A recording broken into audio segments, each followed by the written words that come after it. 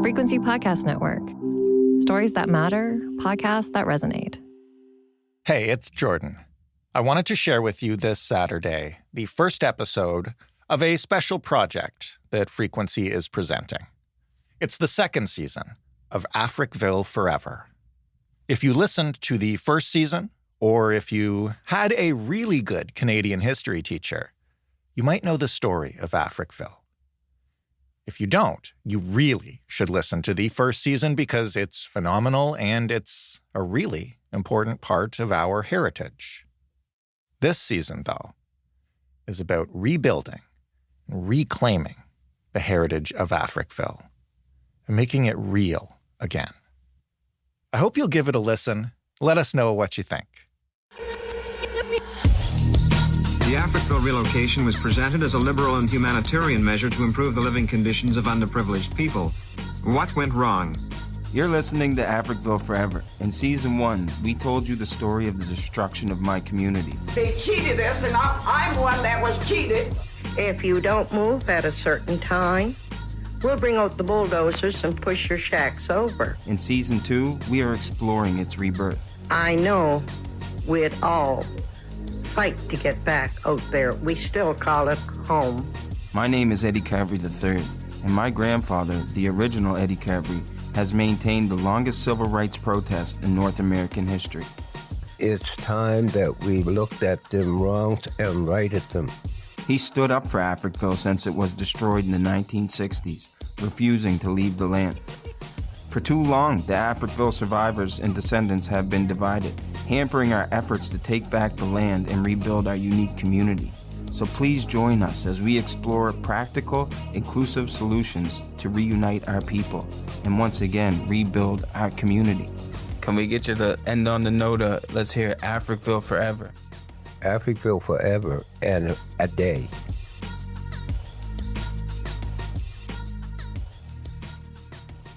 So we're back? Yes, brother. We're back. Finally back. Back home. All right, so let's reflect on Season 1. My question to you is, are you happy with it? And what do you think the impact of Season 1 was? Am I happy with it? Of course. You know, I think when we set out to start the podcast, we definitely nailed what our goals were, and that was to tell the story from a different angle, to increase exposure on what really happened to the people of Africville through the voices of Africville. Since the Season 1 wrapped up, sure, the accolades all came and the mentions everywhere, but what was most important for me was going back home to Africville and hearing people talk about the podcast and how thankful that they were that we were sharing this story from a new generation, a new perspective, right? So, hammer on the nail, you know, we did what we set out to do, but we knew that wasn't the end, and that's why we're back.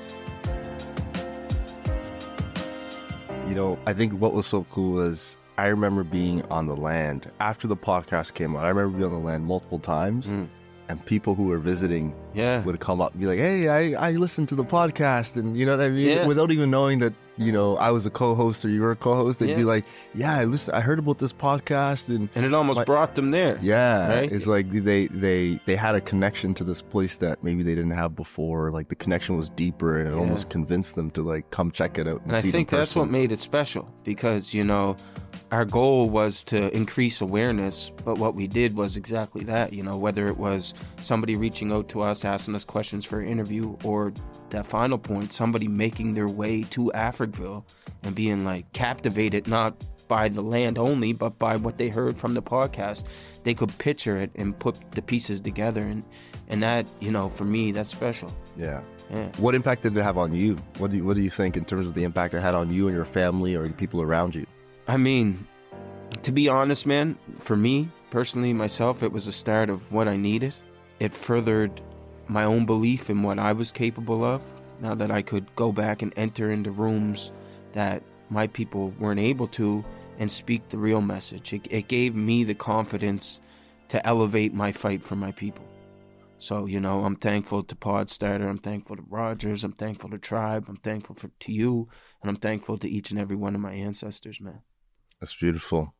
That's beautiful. So, I mean, you know, locally and nationally, I think the podcast garnered a lot of attention. For sure. Right? It led to being one of Amazon's best podcast of 2022. Yeah. You know, we had over 80% completion rate. That's crazy. Yeah, that is. That For people listening, they either like the story or they like your voice. A little bit of both. For maybe. sure, man, for sure. God love the Honorable Senator Wanda Thomas Bernard. You know, a proud moment was that Africville Forever actually got to be mentioned in the Senate on the floor. And that was huge. Yeah. Right? That was huge for me. My whole life, my grandfather has, you know, respected, admired her work and what she's done, so it's only natural that I look up to her, and I always have. It kind of opened my eyes to, like, there is the power in storytelling. Yeah. And that whatever we did worked. You know what I mean? And it's working. Mm-hmm. And so I think it just motivated me even more to be like, okay, we can't stop. We're going to have to look at season 2. We're going to have to provide an update. We're going to have to bring more people on to share how do we get justice for what happened at Africville. And back to the question of the impact that this podcast had, like, I do think this is a medium that has allowed decision makers and people in power to also listen, and their kids are listening. You know what I mean? Like, their family members are listening. I know that shortly after the podcast was released, I believe the Prime Minister actually visited Africville. Yeah. And, you know, we won't get into too much of that, but at least he's showing up. Oh, for sure. At least he's showing up. And, you know, I think we're probably doubling down on season 2 to share more about solutions and a path forward. And I do think this will have an impact, and this will continue to have an impact such that something great comes out of this outside of just people listening and learning. Yeah. I truly do believe that in the next 5 years, we will see something special happen at Africville. And I think my brother, it already is. It's happening. No, you're right. It's happening. You got to understand, right? Like, you said those things, and yes, that's great, but guess what? The community is healing. Yeah. There's been, you know, a targeted attempt to separate the community since its destruction and its demise, but we're healing. You said, you know, what this podcast has done. Well, even from me being an observer through my grandfather's fight and seeing the separation of my people, we're coming back together. Mm-hmm. After the podcast, I took a journey to the port. I went right to the top. You were there with me when we did the report, and then I came on as a contractor for them to try to do something great.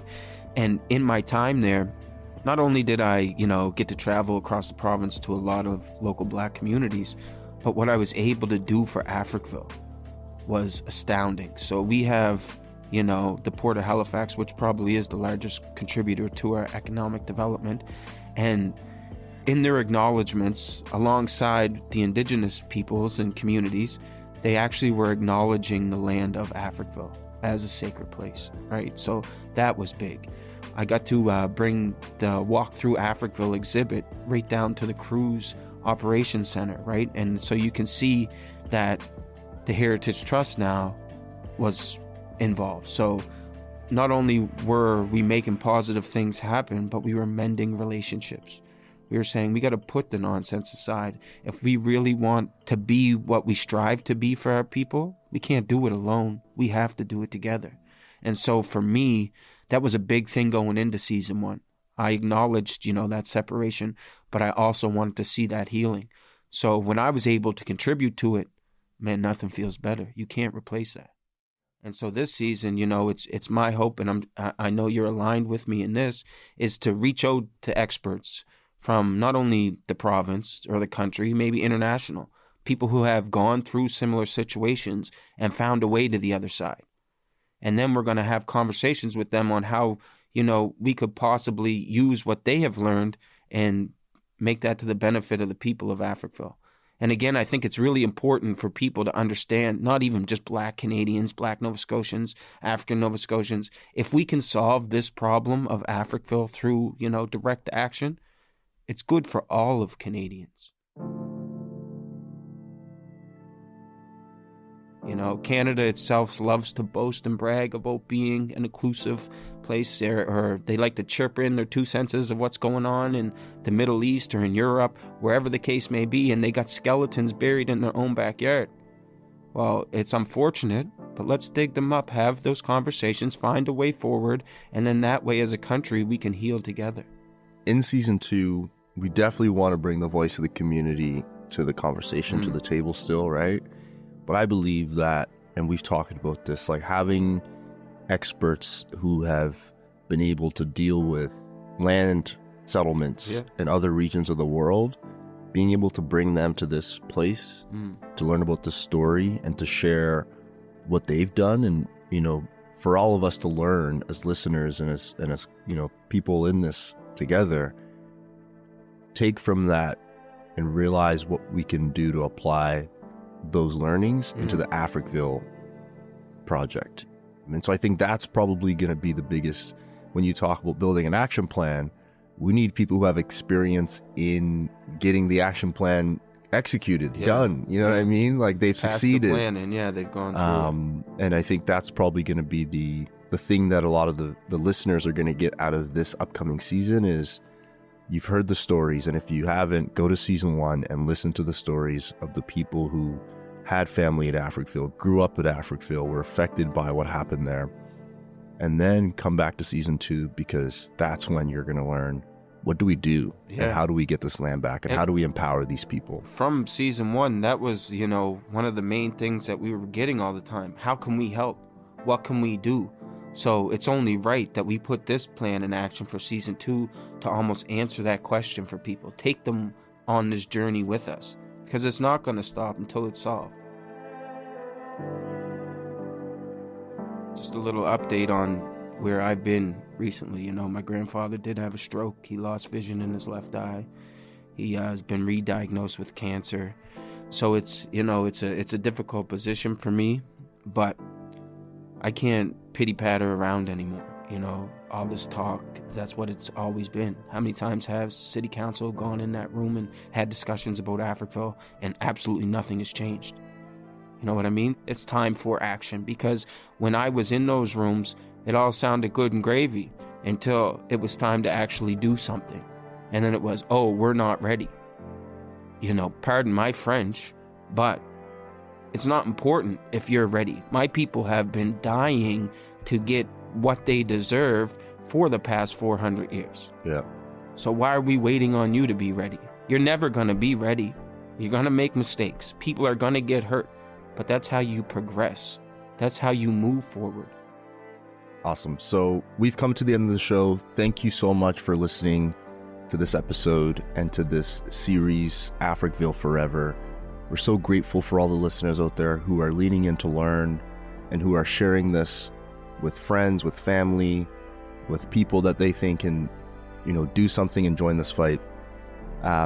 If you're interested in learning more about Africville Forever and participating, you can find us online at africvilleforever.ca, and you can also find us on social media at Africville Forever. We encourage you to share, we encourage you to listen, and we encourage you to keep the fight of Africville alive forever. Big thank you to all of the listeners, and, you know, personally myself, all I can ask is that you keep coming with an open mind and an open heart, and we grow together. And it's been a journey so far, but the journey's far from over. We have, you know, continued our socials. Everything stayed the same.